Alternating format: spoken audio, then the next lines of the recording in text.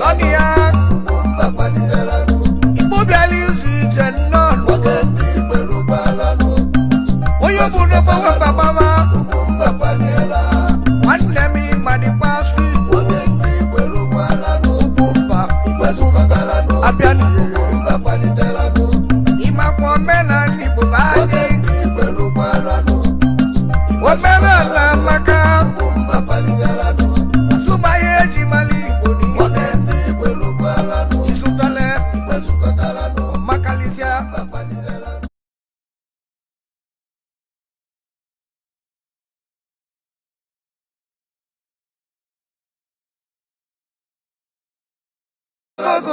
Ugwumba Panela Wanne Bele Moyo Wagendi Belubalano Igbezukatalano Ugwumba Panitelano Demu meji mali bokanine me Wagendi Belubalano Walubo na sumaya Ugwumba Panitelano Demu mendi boji apanganga Wagendi Belubalano Elimu jofu Lonia Ugwumba Panitelano Igbo Belize Tenon Wagendi Belubalano Oyo Buno Bawa Baba Ugwumba Panela Wanemi Manipasu Wagendi Belubalano Ugwumba Igbezukatalano Abiani Ugwumba Panitelano Imakwa Mena Nibubaji Wagendi Belubalano Wamena La Maka Ugwumba Panitelano Sumaye Jimali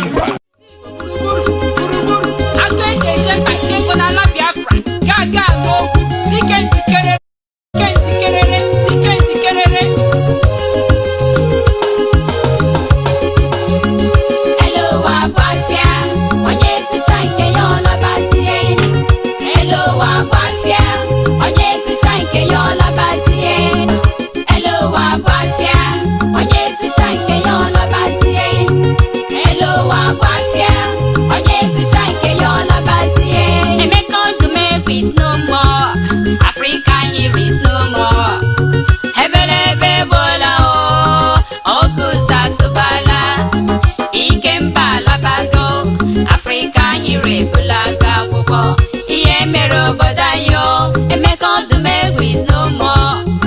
Eluwa bukwafia, Odogwu Biafra sorozo. Onye zicha nke ya olaba, Ike Odumegwu azichala. Owa bughi bayo, Eluwa bodinko onye, Iwo shemura.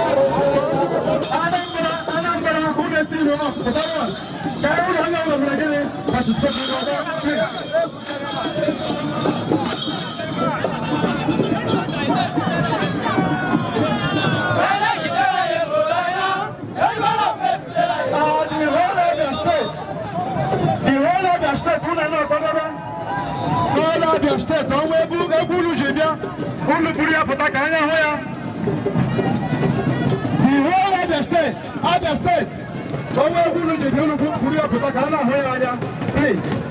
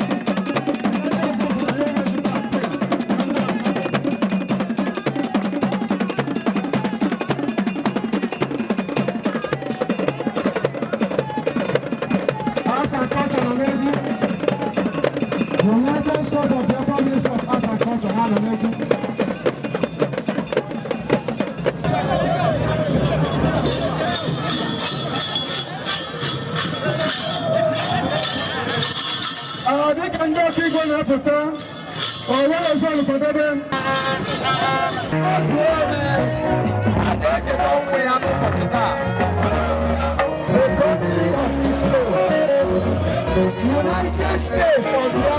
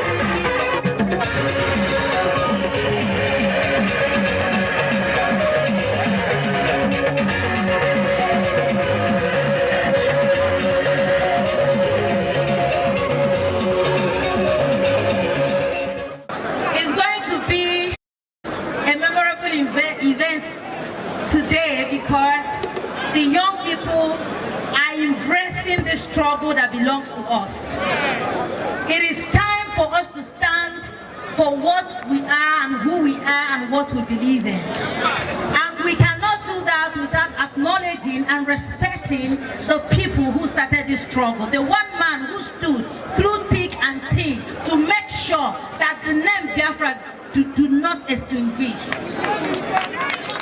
So today, I am happy that I'm here to identify with my roots. And we are going to start from where our leaders start. This struggle will continue, it will never die. Biafra is ours, and so it shall be. So I am happy, and we are going to work together to make today a wonderful event. Welcome us once more to this year's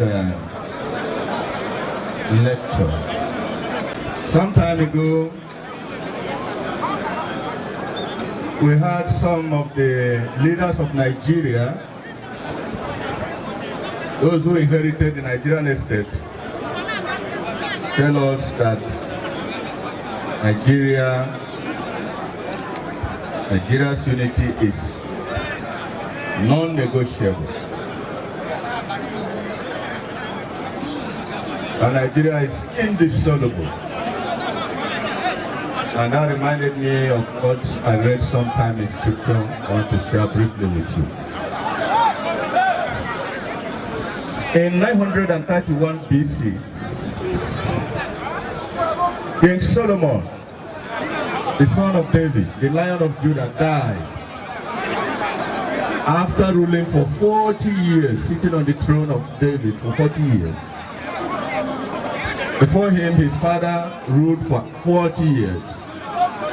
And of course, before King David, we had Saul from the tribe of Benjamin, who ruled for 42 years. By the time Solomon died, and his son Rehoboam came to the throne, the monarchy had put behind it 122 years of stability. Solomon ruled with a very iron hand. He had a large pot of 1,000 wives and so many other hangers on. He had to devise a way of feeding his large pot. There were 12 governors in Israel. Each of them took pounds every month to feed the household of Solomon, the court of Solomon. 1,000 wives, different hangers on, 14,000 stalls of horses, and 40,000 horsemen. And you can imagine what it took Israel to maintain that pot for 40 years. So after 40 years, and he died, before his son came to be made king, Israel came together. And they said to Rehoboam, your father ruled us with iron hand. Please, can you help us? Let us renegotiate the direction of this leadership. Negotiation. And of course, we know what happened. Rehoboam consulted two sets of people. He consulted the elders wise and seasoned statesmen who stood before his father. And they told him, they said to him, if you will be kind to these people, if you will serve these people, if we speak kindly to them, they will be your servants forever. Then he turned again to his mates. He rejected their counsel. He turned to his mates. And his mates said to him, don't show any sign of weakness. Don't even compromise. Tell them that your little finger will be bigger than your father's waist. Tell them that your father ruled them with whips. You are going to rule them with scorpions. Whip them with scorpions. And of course, he refused to renegotiate the kingdom with the people of Israel. And then on the day of set aside, they came together and he took the counsel of the young men. He said to them, my father whipped you with whips. I am going to whip you with scorpions. He said, my little finger is going to be bigger than my father's waist. Israel said, well, this is a new thing. A finger and a waist. If his father married 1,000 wives, he could marry 10,000. If his father served 1,000 demons, 1,000 idols, he could serve 10,000. And they said, oh, if that is the case, what do we have, portion do we have in David? To your taste, O Israel. And Israel left. In a twinkling of an eye, a monarchy of 122 years split into two. That day, because Rehoboam refused to renegotiate the nation, the state of the nation with his people, he lost 95% of territory. 11 tribes went and formed what we call the Northern Kingdom. And then he was left with only the kingdom of Judah, where he began to reign as a dictator, now sitting on an empty throne. What are we trying to say? In January 1966, General Chukwuemeka Odumegwu Ojukwu took Nigeria to Aburi to renegotiate this nation. For us to look at Nigeria again and see how we can make it work for everybody. They reached some agreements in Aburi. They agreed on how this nation will be run. When they came back, the inheritors of Nigeria, those who inherited the Nigerian estate, they said no, and it will not be done.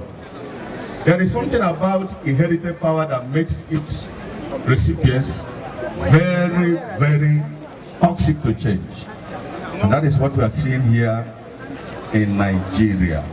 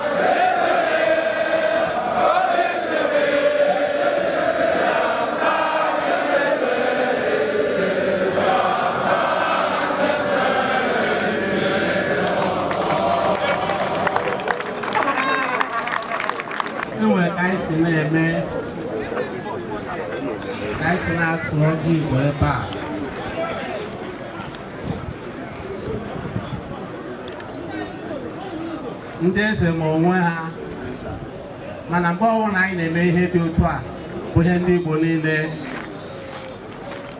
ọ bụ eze nri nke echiri ijele ndị Igbo ka anyị na-ebunye ọjị. Igbo kwenu, Igbo kwenu, Biafra kwezuonu. Asị m ọ ya adịla anyị ncha niile mma. Ijele butere ya, o kwuchara ife niile ọgwụ. Ọ nna m zitere ebe a, eze nri. Ọ sị m bịa nọchite anya ya. Ijele bụ nwa ya. anyị eji n'aka nke anyị ji bịa mma o. Anyị si n'Igbo ya adị. Akụlo n'okwu ebe o si. Mụ nwa ebikwa m Amerịka anatagokwanụ m. Tidu natacha onye ọbụla. Amụ m na Amerịka na-asụ Igbo na Amerịka. Natazie na-asụsụ nke bụ Igbo na-akụ ilu. Onye ọbụla dị nata ndị be ahụ n'Igbo dị adịgo Biafra adịgo ihe niile adịgo mma. Igbo ga-adịlele. Nwere ife na-eme nwanne.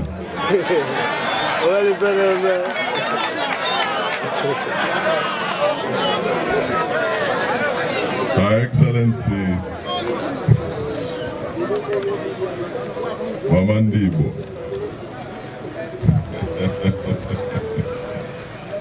Her Excellency Iyom Bianca Ojukwu. Anyanwụ ụtụtụ. Enenebe eje ọrụ. Akwụrugo. Kekwa ọzọ ka ntị ego ya. Anyanwụ ụtụtụ. Ọ bụ ị ga-adị onwere ife ga-eme gị. Ijele ndị Igbo. Odogwu. Oke nwa. Ọkụ Igbo ji abụ ụzọ. His Excellency Chief Ralph was in Igbo. Igbo ekene m unu. Igbo ekene m unu. Igbo mma mmanụ. I want to wear na unu. Unu dị the week. Ịmana ihe eji asị ka ewere ọtụtụ nye ndị youth n'aka. Maka na youth a na-eme kọmitii. Anyị nwere time esetibe kọmitii. Enwe ebe a na-eme ataki ya ozugbo dozie ya obodo adị mma. Igbo abụrụ tribe ị ga-ewere okwu push aside. No. O wee bido kwugo okwu ya. A lot of things happened. A lot of things. But he kept on. Na-ekwusi okwu ike. Na-ekwu maka ya. Against all odds. A lot happened. For the people who don't know, on the internet, you will learn a lot. So many things happen. But he always stand all those things. He should be honored. He deserves to be respected.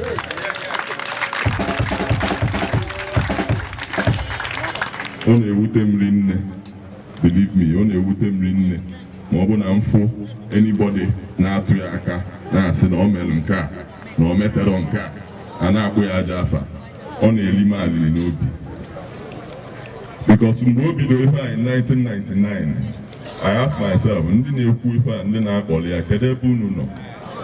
If you want to know how difficult it is to lead, try you go to bido with maybe your street. Open a group, street or estate group, try to lead them. Put an error. It's not negative. No one on your Kiamalo, non nagi. You could see an Azuke. Uno Napuzeno, no. You were say that day. I'm of one of him and the Mumma. Sidozia. Or Igbo culture. Igbo name respect. So, what am I trying to say? Igbo need a love. I need a unity. I need a togetherness. We cannot get there more division. We need to all be together as one. They always say, united we stand, divided we fall. We must all remain as one. Anything ANAMBRA can say, no, you're bad, no, or doing the Igbo mmadụ ncha efolo ebe anwa na-eje. Assurance ọzọ nchọ inye ndị Igbo bụ na ebe a efu m ezigbo onye Igbo ka m. Ebe ọbụla nnọ mma na-ekwuru ndị Igbo okwu.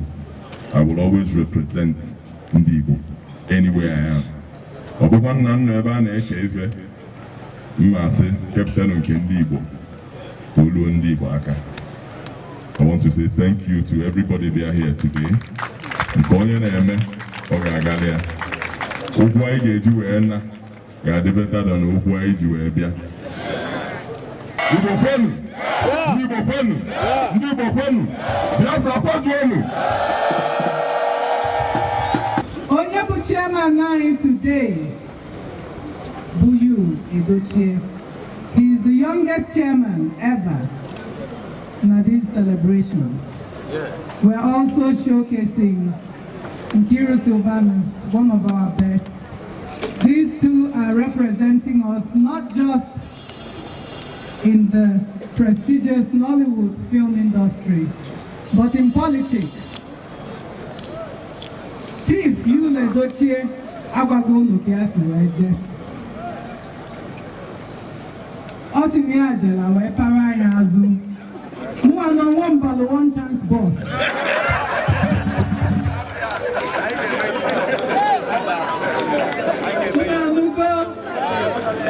Ifo kenwa na-ekwu ọ bụ iwe dị n'obi mkpali akpaliri ndị Igbo.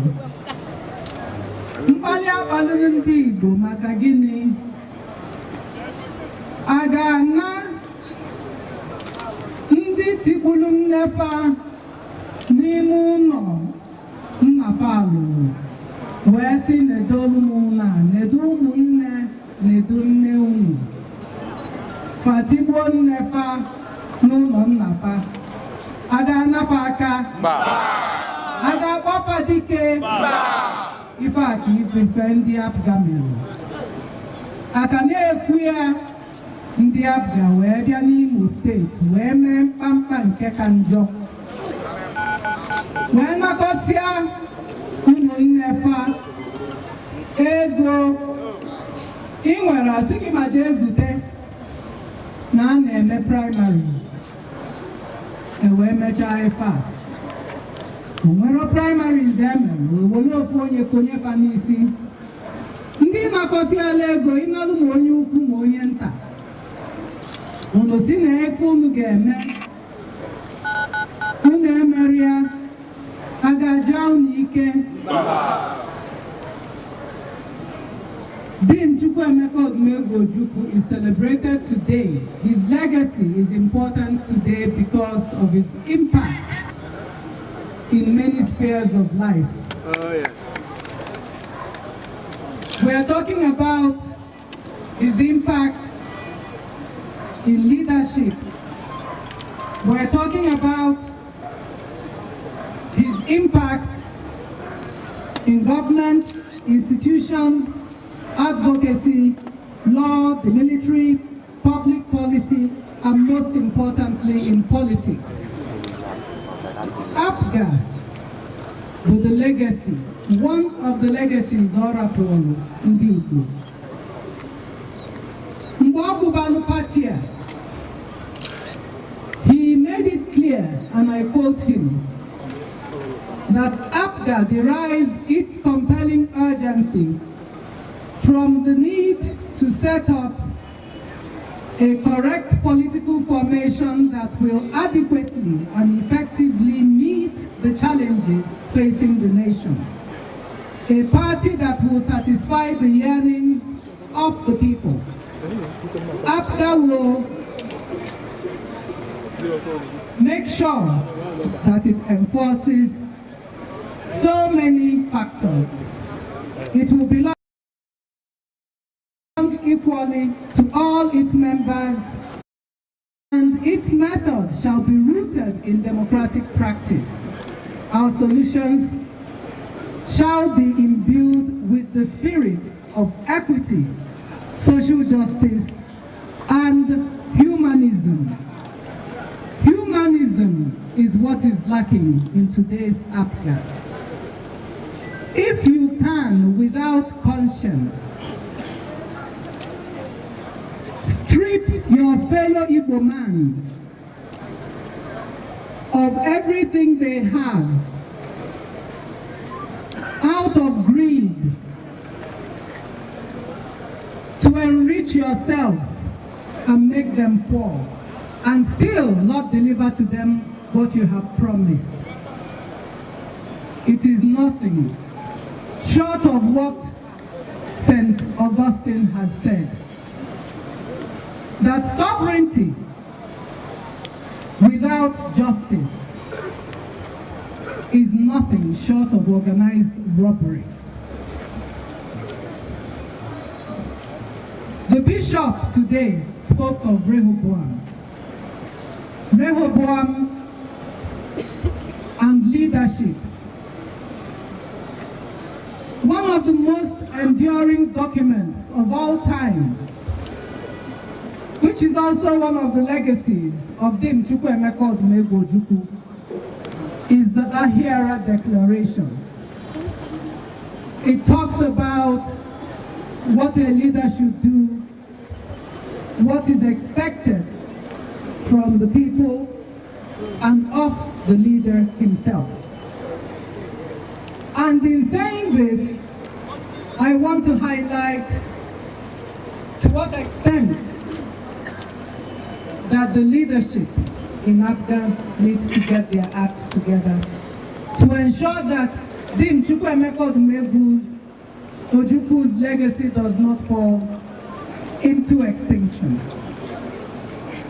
The principles of the revolution were stated thus: that power belongs to the people. Those who are in charge of any process must abide by the principle of public accountability. The people retain the right to renew or terminate their mandate.